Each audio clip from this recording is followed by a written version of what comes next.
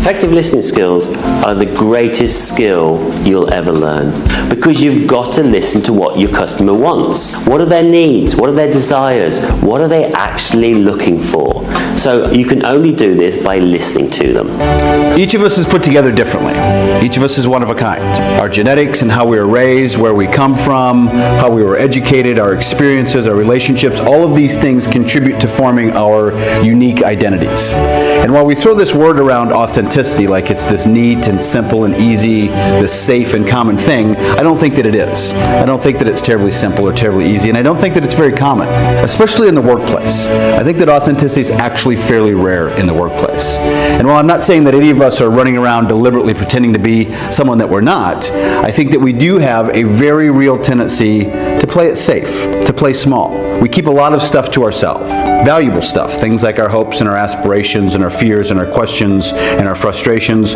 We keep a lot of that stuff to ourselves because it's a little bit easier and safer that way. It's a little bit easier if we're a lot like everyone else, if we fit in with the rest of the folks. Authenticity is rooted in awareness. It kind of starts with beginning who you know. So I've got some questions for you to wrestle with. The first question is this: do you know who you are? And I'm not really interested in your name or your title. That's the same thing that you tell everyone else, and it doesn't really give me a lot of information. Who are you? How would you explain yourself to someone that you don't yet know? And don't use your name or your title. Give me the good stuff, the interesting stuff, the unique stuff. The second question is, what are you here for? And I'm not talking about why are you with the organization that you're with today, but I'm talking about what are you on this planet for? What have you been sent here for? This is a question about purpose and about calling. If you don't have some real clarity around what that purpose or that calling is, it's not very likely that you're going to deliver on it. And the third question that I would ask you to reflect on is, what is your gift? What is the thing that you have, the thing about you that makes you unique, the thing that you've always had? If you spend some time reflecting on those questions, who are you, what are you here for, and what is your gift, then you've got a good place to start, and you've got the framework for holding yourself accountable. Because then you can turn around and ask yourself, is there any evidence of that? If you wrote down the questions to those answers and went home and read them to your spouse or your neighbor or your friends or your coworkers, would they know who you were talking about? Have you been living accordingly? Because for most of us, there's a little bit of a gap there. We're not quite delivering on the promises that we make, so there's some opportunity for improvement there. This is a good place to kind of start in your journey towards a little bit more authenticity, and if you're someone that aspires to be a leader, you can also start to think about what are the things that you do to invite authenticity in the people around you.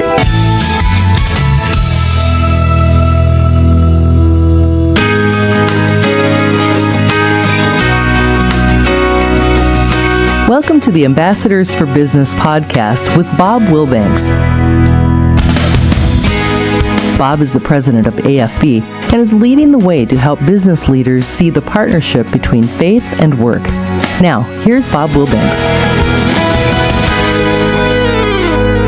Authenticity. How do you accomplish authenticity? The biggest part of that is making sure that your actions match your words. It's really easy to say you're going to do something or to say that you represent something, but authenticity means you genuinely do that, and it shows in your actions every single day. Hello and welcome to another Thrive podcast. Today I've got special guest, John Gamades from OrangeBall Creative. John's been a part of my CBMC Trusted Advisors group for about the last year. We've gotten to know each other fairly well. Had one of our communications managers, Catherine, go through your recent boot camp. And as we've been talking about a lot of those things, it just dawned on me that I needed to have you on the podcast to discuss a lot of this, how finding purpose, the messaging that you put out there can really change not only your business, but your personal life and the way you go about business in the rest of life. John, welcome. Tell us a little bit about yourself. I'm John Gamades. I'm one of the partners in OrangeBall Creative. We're a boutique brand and marketing firm here in the Twin Cities. We do a lot of brand development and brand strategy with businesses. I have a wife and two kids, two 12-year-olds, so 12-year-old twins that keep me very busy. It's a constant juggling act between being an entrepreneur and a dad and a husband, something that's pretty common to all of us as we're trying to figure out our place and how we do it all and do it all as well as we can and make sure we're serving God at the same time. So as we've been talking a little bit before the show here, we got into an interesting discussion about, what are we doing at work and how that might actually play really well if we were to bring some of that back to the family. Why don't you talk a little bit about how you had a little bit of an epiphany this past week? Absolutely. So we do a lot of work with businesses in developing their brand messages, helping them figure out their vision and purpose, and then putting that into words so they can use that to continue to build their businesses and communicate to their customers. And one of the things that came up as you and I were talking last Friday was you mentioned how a lot of businesses do that and they do it really well, but we don't ever take the time to do this as a family. We don't bring it home.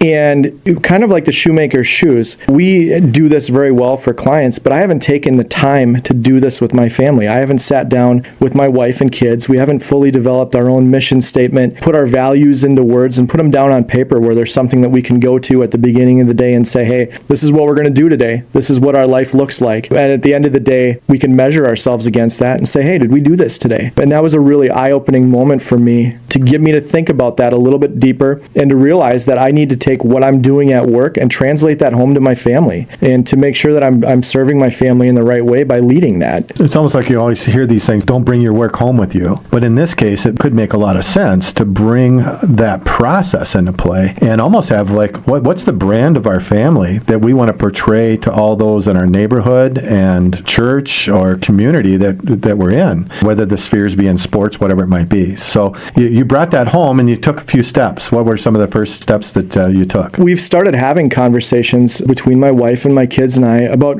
what matters to us. What do we value? One of the things within our business is we have a set of 6 values that we go to all the time. And we've started having conversations about those values in particular and how do they translate to our family. One of those values is ask to listen. And so we spend a lot of time with our clients asking them questions and then listening and being very intentional and careful that we don't just talk all the time, but that we listen. God gave us one mouth and 2 ears for a reason. And so, like I said, we try and use that at work, but to bring that home and to use that as a family, we're going to listen to each other. We're going to ask questions that are deep questions, not a yes or no question, but give me a little bit of input into how your day went. Tell me more about that kind of questions. And then to just sit back and listen. As a guy, sometimes I'm locked in on, I'm going to listen, but really I'm only listening because I want to give you a solution. And to really dial that back and say, I'm going to listen just to listen because I want to learn more about you. I value you. You're an important part of our family. And make sure that that's really the key, not to just go right into solutions, but really have that interactive conversation. One of the other things that we have on our values list is seek to serve. And like we talked about earlier,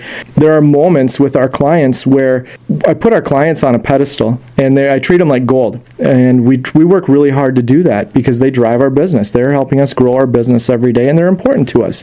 To take that and bring seek to serve home and say, how am I serving my wife? How am I serving my kids? How are we as a family serving each other has become an important part of that conversation. It's easy to treat our businesses like gold and take our families for granted. And that's something that's really come out of the last handful of days is I'm really good at the business side, but I struggle sometimes on the family side. And I think I'm not the only one that does that. I think a lot of us do. And to hit the reset button and say, I'm going to do this different. I'm going to spend my time thinking about how I'm going to serve you and not how you're going to serve me, but how I'm going to serve you. And then erasing any expectations of getting anything back. I'm just going to serve to serve. That's interesting you bring that up. So when we talk about listening, it's definitely a learned skill, I believe. Like your definition of listening, going back to do this with the kids or even at work, I mean, either way, Are there some steps to that? You know, I think the one thing I've learned, especially as a dad with kids in middle school, is we spend a lot of time in the car. We're going back and forth between activities. We're getting picked up from school. We're getting dropped off at school.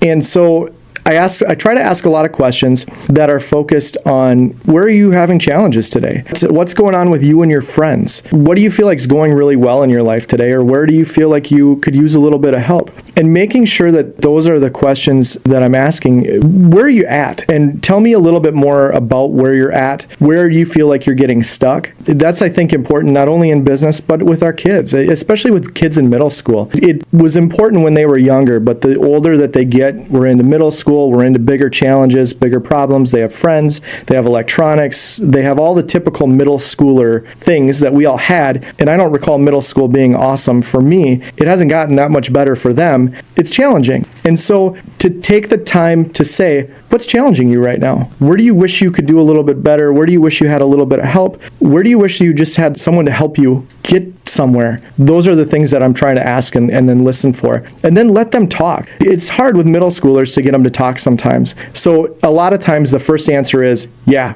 or good. You really have to like poke and poke and poke and keep asking questions.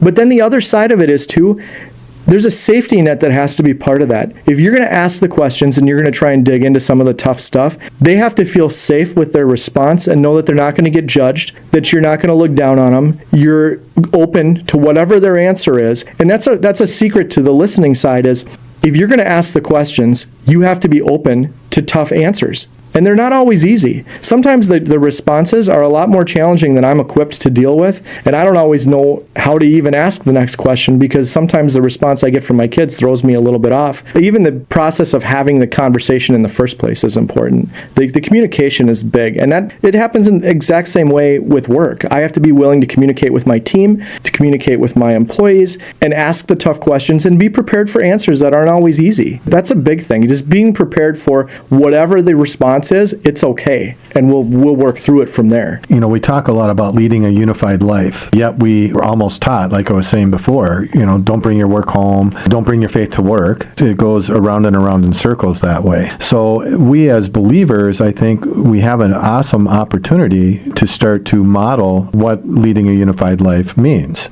And, you know, one of the things that struck me when you were talking about that is, what if you took that same caring and respect that now you are pouring into your family and then brought that back into that work environment with the people that you're serving?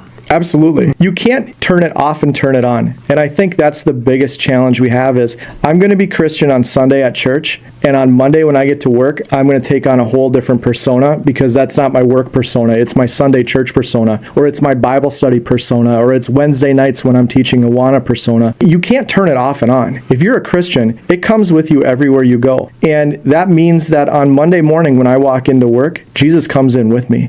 And he comes in the conversations we have. He comes in the way that I listen and the way I ask questions. He comes in the way that I serve my clients. They have to come with each other on both sides. And that's important because it's not just at work I'm one way and at church I'm another way. They have to be aligned. And it's way too easy to get off track, especially in our work. We're busy, we're distracted, we've got a lot going on, and there's a lot of noise. And to take those moments to stop and come back and say, okay, what does my Christian life say about my work life? And how do I bring that in? I think is really important because otherwise it's too easy to get off track. You're listening to the Ambassadors for Business podcast. So this is where, you know, I'm kind of pulling at those strings a little bit, saying, okay, so now that's the way it is at work, and then we bring it back into the family situation or how we're operating in our faith. If you take these same principles and start to put them to work in all areas of your life, it's like we've got our faith. That's a unifying factor. And then what are we learning from our relationships on our personal side? What are we learning through work and some of the processes and so forth? And taking the best from each of the areas and applying them to our life in a unified manner. Absolutely. So once we've gone through this process of really starting to ask, to listen, and then seek to serve, what's one of the next things that you end up doing? One of the other values that we have on our list of 6 values is push to elevate. And what that looks like for us is when we meet with a client, we spend some time putting a relationship together with them. We spend some time getting to know them. We've asked the questions. We've started to serve them. Now we're able to come in and look at their organization and say, okay, here's a couple of blind spots. And sometimes those blind spots are areas where they're stuck and where we can help them get unstuck. But sometimes the blind spot is you're stuck in a spot and you're not seeing the potential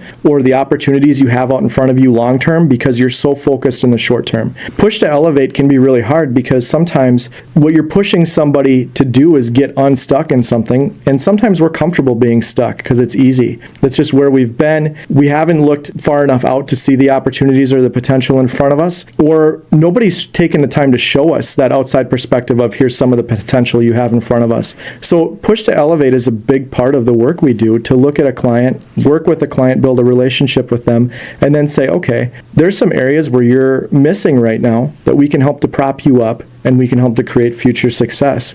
And it doesn't, like we've talked about, that doesn't stop at work. I can bring that home and I can have conversations with my kids. As I'm listening to them, we're having conversations. As I'm serving my kids, I can take that next step and I can push them to elevate. What's the greatest life that you could have if you lived exactly the way God wanted you to? What does that look like? Start to envision it, start to think about it, start to put the pieces together that would get you to that spot. And the same thing with my wife. I can do the same thing with her.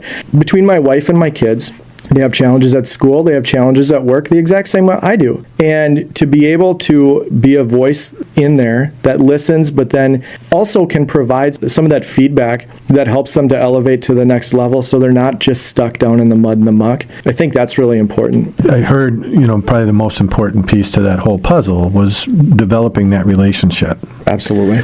Because if you just go in and push without having that relationship, now it's the overbearing, dominant, I'm not going to listen, walls go up. Yes. Right.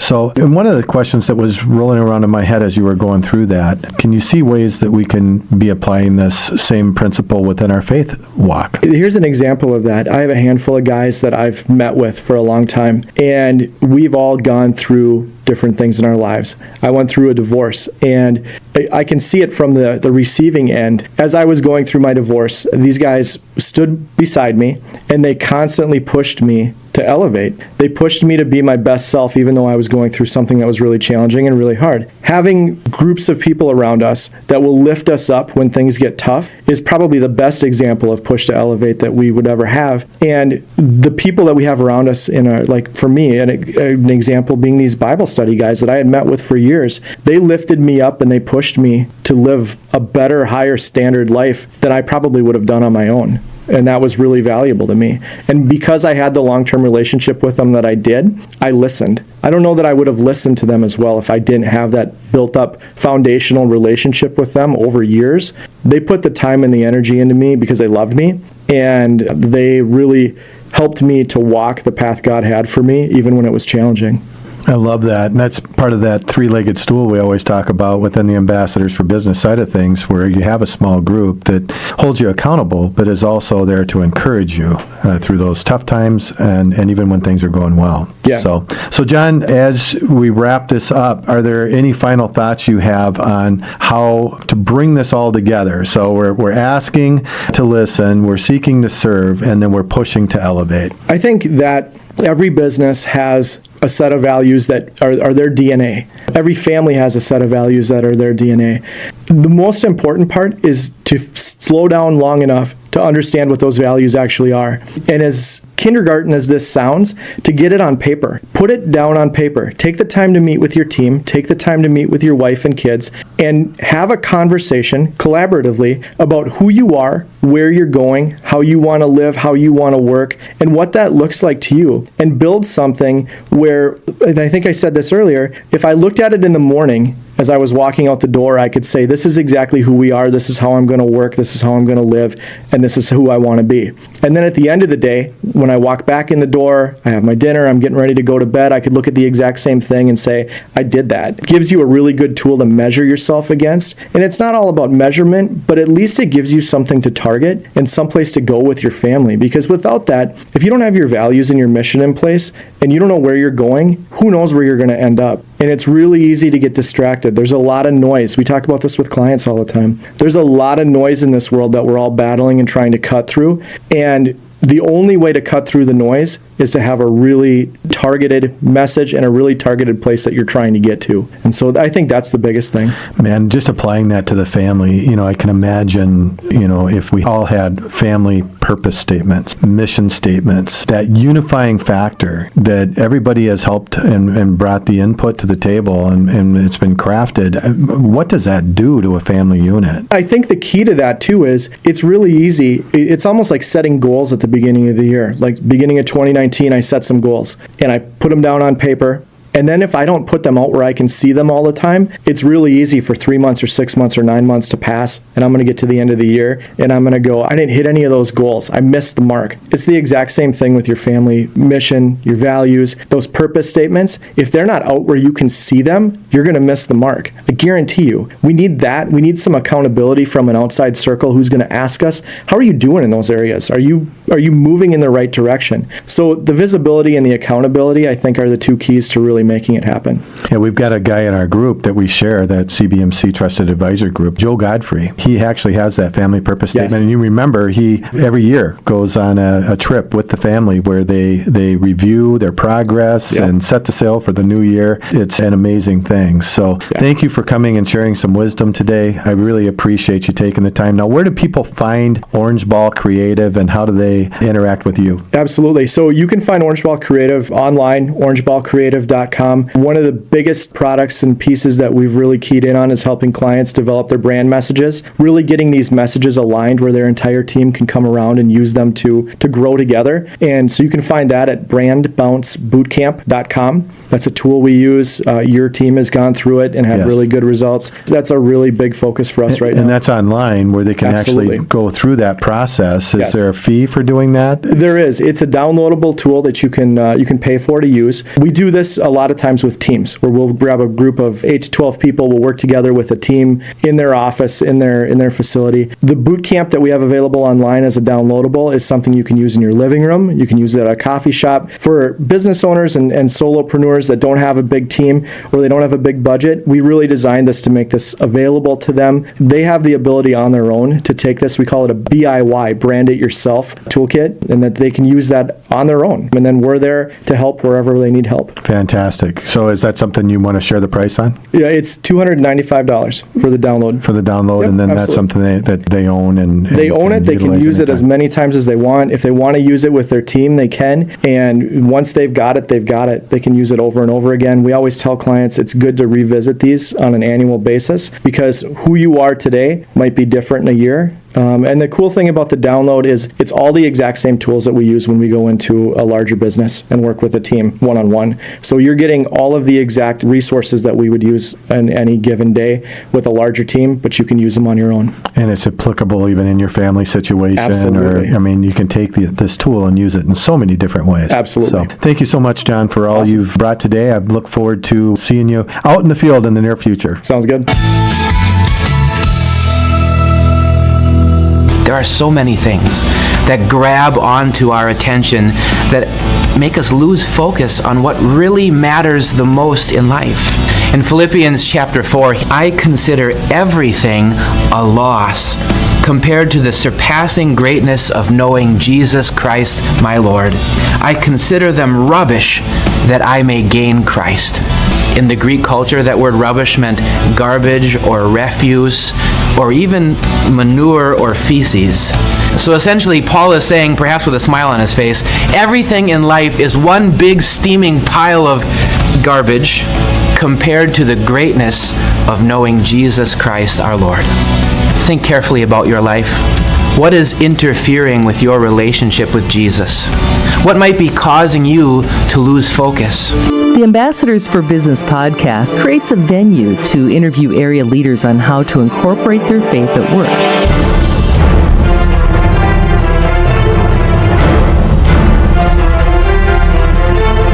One of our core beliefs is that our work can be defined as worship, and we want to use this philosophy to encourage other business leaders to see the benefits of the work and faith partnership. We'll also be using the research of George Barna and Right Now Media to analyze current trends in the marketplace.